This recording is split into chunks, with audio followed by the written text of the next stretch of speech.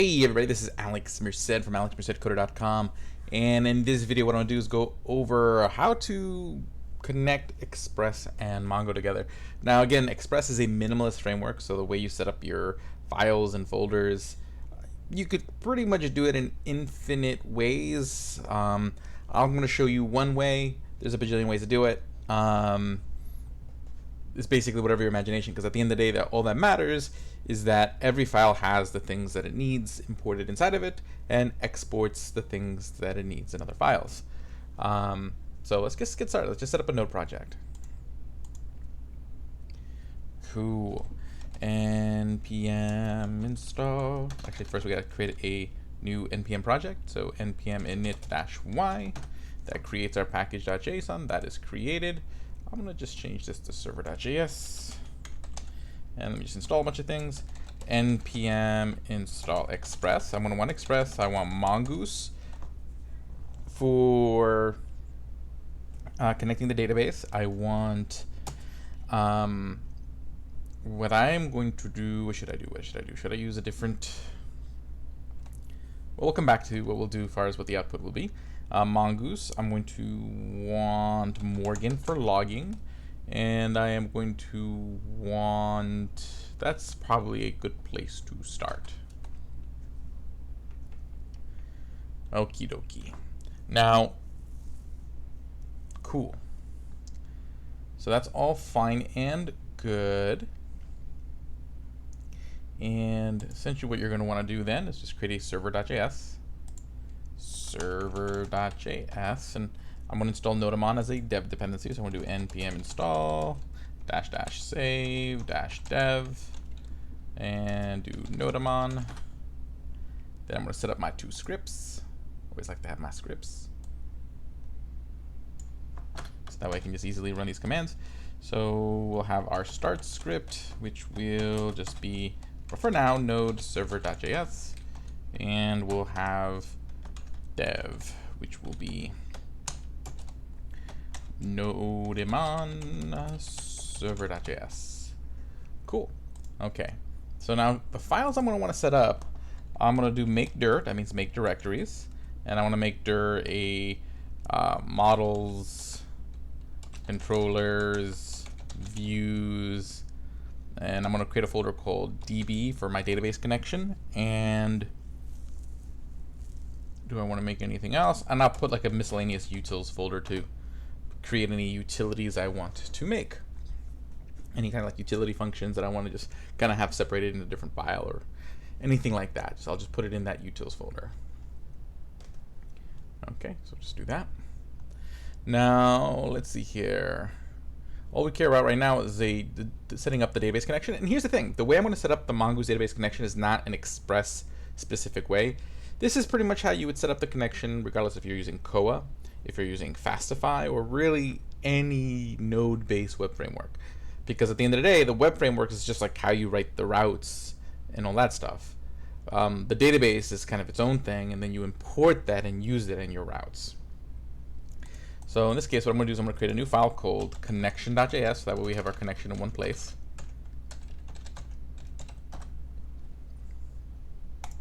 And basically, we're going to import mongoose. So const mongoose equals require mongoose. So mongoose is the library that connects us to our Mongo database. Okay. Now, one thing we're going to want is we are going to want to get you the URL for your database, but we don't necessarily want to put that in our code.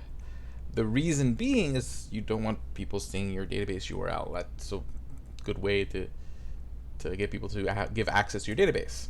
So generally, if you're doing a database online, you're going to want to use MongoDB.com to get yourself a free Mongo database. So I'll sign in.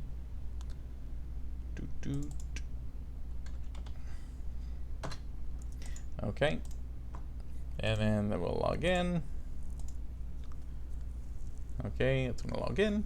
And what I'm going to do is I'm going to create a temporary username and password, so we can go through the process of like getting the URL without. You never want to expose your permanent password. So I'm going to go to the database access here, And again, if you've just created your Mongo cluster, so again, the idea here is that you open up an account here at MongoDB.com, and then you're going to create a cluster. You just choose the default options. You don't need to choose anything specific there.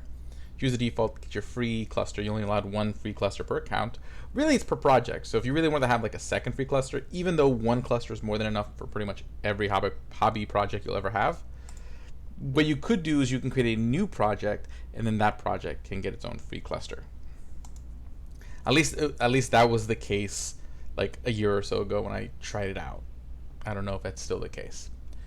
But you also want to make sure that on your network access, you want to make sure that your IP address, you included all IP addresses. Okay. And then you want to make sure you create a user. Okay. So add new user. Okay. If I want to add a new user, so we'll call it cheese. What a finicky modal. Cheese. And the password will be Gouda. And this is going to be a temporary user. I'm only going to have it accessible. You can keep it permanent, so you don't have to check out this temporary user. I'm doing this so that way after you watch this video, you don't go try to log in with my username and password. So I'll make it available for 6 hours. Okay, restrict access. Other than that, I don't want to change any of this other stuff. So now I have a database user. Wonderful. That I want to use for this video. I'll go back to my database. I'm going to click connect on my cluster because I want to get the URL. And I'm going to connect my application.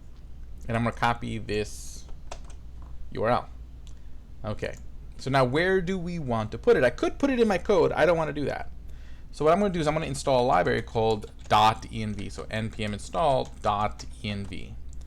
Now what .env does, it makes it possible for us to store our variables in a file called .env.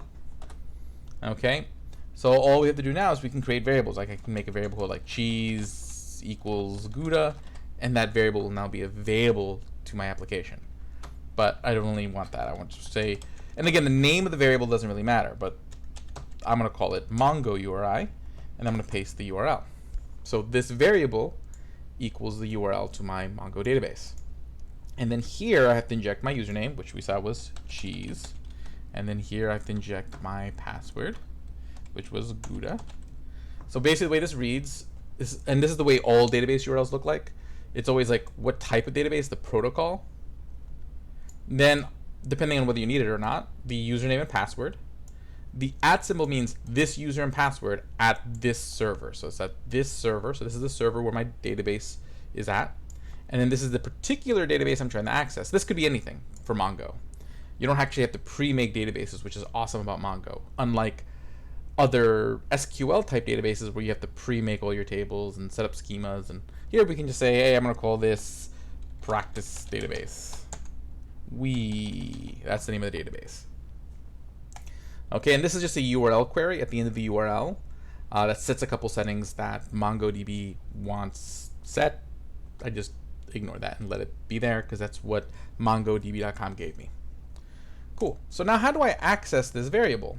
Well, in my connection file, any file you want to access these .env variables, we use the .env library. We just do this function, require .env, and then we just run the config function off of that.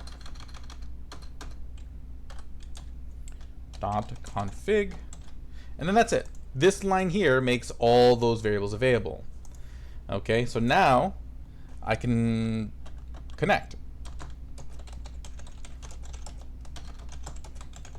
Okay, so I'm going to connect to Mongo, and basically there's a function called mongoose.connect, and then we're going to pass it the variable.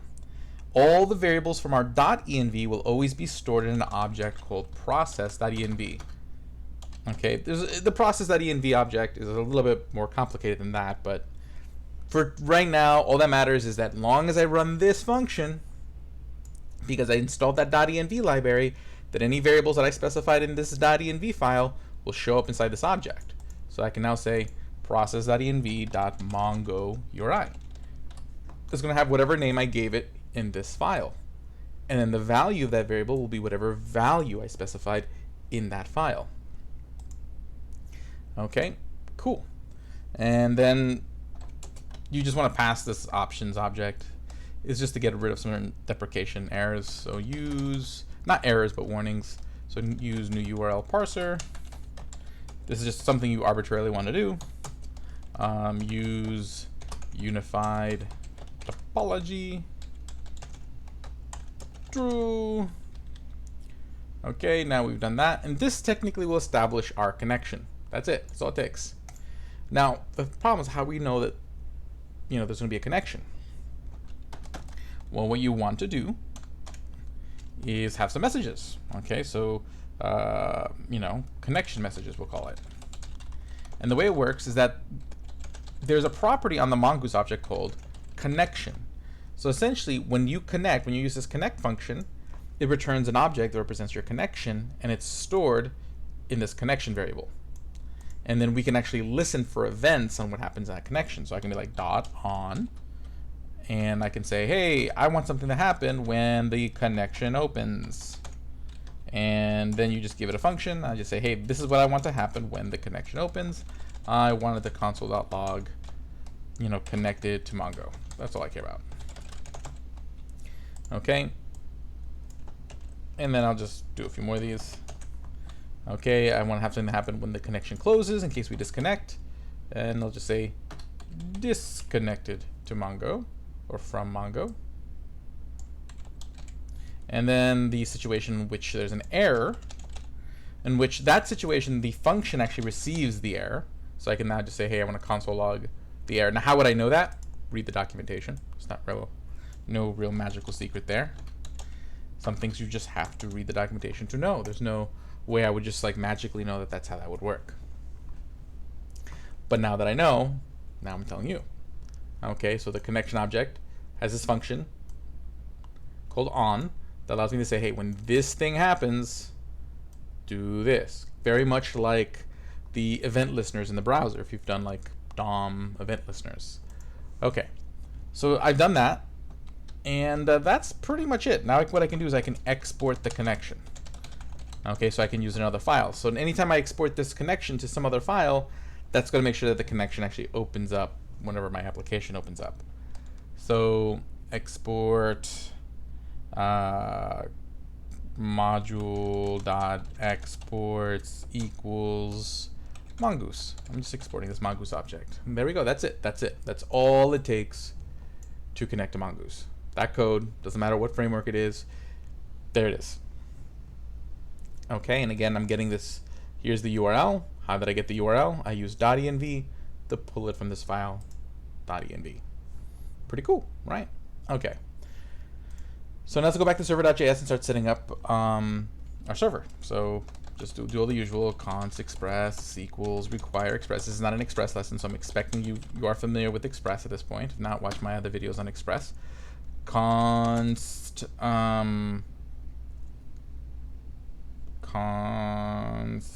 Morgan equals require Morgan. That's going to be for logging, just for like diagnostic purposes. Const, anything else I really need at the moment? Well, I want to make sure I get my app object, so that's just going to be the result of express. Okay, great. And then we want to set our app listener, app.listen, which will listen on port 4000, and then we'll just have a function that runs saying console.log listening on port 4000. Okay, so let's just show you like how this connection works. Okay, so right now I am not importing that Mongoose object. So in that case, I'm not, like the way Node works is I'm going to run this file. So I'm just going to run node server.js. It's going to read this file, and it goes line by line. So it's going to go read the express code because I have a line that refers to it. And that's what these require statements do. They're going to go get that stuff. I never required the Mongoose stuff here. So since I'm running this file, those other files are going to get ignored. Oops, hit enter in the wrong place. So I hit enter down here. Oh, express is not defined. Oh, I think I deleted stuff. There we go. Okay, so if I go back and run that command, see I'm listening on port 4000. Now, if I then go const, or actually I don't even need to bother, like, I might as well. Const, we'll say db equals require, and then I'm going to refer to that db/connection. What's going to happen is that when this line runs, it goes back, reads this file, which runs all that code, And then it's going to take whatever I exported, which is the already connected Mongoose object, and assign it to this variable. Okay, so in that case, just by making that connection, that file runs in the order that I write this code. So like this, it'll run these two lines first, then it runs this line and reads that code, and that code runs, and then it keeps moving forward to kind of understand the flow of your files. So if I run that, okay, let's just see what it said. Option use new URL parser. Oops, I think I put in I typed something in wrong here. New URL parser. Okay, so let me run that again. And there you go. And see, it's connected to Mongo. Okay, I got that little message because the connection opened. And when the connection opened, it triggered this console log connected to Mongo. That's why we do that. So that way I know, like, did you actually connect to Mongo? Okay, and before we had an error. And so we got to see the error because when there was an error in connection, it console logs the error. So you see, like, this is providing me some value there. Cool. Okay, that's pretty straightforward. Now I can just start using that connection. The only thing is I got to create like a model. Okay, so usually what I would do is I'll just leave that connection there. I will create a model here, and we'll just call it like a to-do model, to-do.js. And what I'm going to do is I'm going to import only certain things, so actually const. I want to get something called schema, which is a class, and model, which is a function inside of Mongoose. So we'll say get that out of Mongoose. And notice I don't have to use my already connected Mongoose object. Like I can create schemas and models parallel to all that. So now I'm going to create a schema. So that's the definition of what a to-do is. So we'll say like const to-do schema equals, okay, a new schema, and we're just gonna say like the title of the to-do, which is gonna be a string, and then we're gonna have it a done. You know, has it been done yet? Which will be a Boolean. That's it. Okay, and then I can make a model, so const to do. So generally the naming convention for model is always singular and uppercase. So to do equals model to do, and then we pass in the to do schema. So we're saying, hey, there's a model called to do that is going to follow the schema. So that means data going in and out of that table or that collection has to follow this pattern. And then I can export that model. So module.exports equals to do. Okay, cool. And now I can go back to my server.js and I can import it. Const to do equals require dot slash models slash to do. So now I have this model object, and this model object, again, so for the model object used no kind of express code up to this point. It's just Mongoose stuff that happened in different files. But this object is going to allow me to interact with the database within my routes. So I can just be like app.get, and we'll just say it's the home route, and we just set up our normal route rec res. Okay, and now I can do this. I can sit there and say what I would like to do is I would take the to-do model, and this is going to have a bunch of different functions in it. Now, how do you know what functions are in the model? Go read the Mongoose documentation. But it'd be like mongoose.find, which means find, and if I pass it an empty object, that means find everything, because I'm not giving it any criteria for finding. And then that's going to return me a promise, okay? So which means I have to use like a dot then. So I could just be like dot then, and then that will return me the data from the database in that promise, and then I can run res.json data, send the data back as JSON, and if for some reason there's an error, I can do a dot catch, which just means, hey, if there's an error, do this instead, and I'll just say res.json the error instead, and I'll put the error in curly brackets, just in case it's not an object itself. And that's it. There, I have a route that interacts with the database. So now I restart the server, and let's go to the browser and go to localhost 4000. and I get an empty array. Again, there's no data in the database, but the fact that I got an empty array means it's working. Because if there was an error, I'd probably get like an empty object or something. I wouldn't get an empty array. An empty array means it did look to see if there was anything that matched my search, gave me an array of everything that matched my search, and then I showed it as JSON. So it's working. I connected to the database and I got data. And again, you would just go read the Mongoose documentation. So you just look up Mongoose docs. Okay. And then what you would do is here in models, you can find all the different like functions. So you can see like functions for deleting, updating. You would just go through here and see the examples. So you see here like they have an example model of tank. Just replace that with to do. And you can see like you could do like to do.delete one, to do.find, to do.update one, all sorts of different functions that you'll find here on how you can use your models. And you can get even more specific down here. If you go to the model, here are all the functions that belong inside of a model. So any of these could be like to do dot, find one and delete, to do dot find one, to do dot find by ID. You can find all that documentation here. So that's it.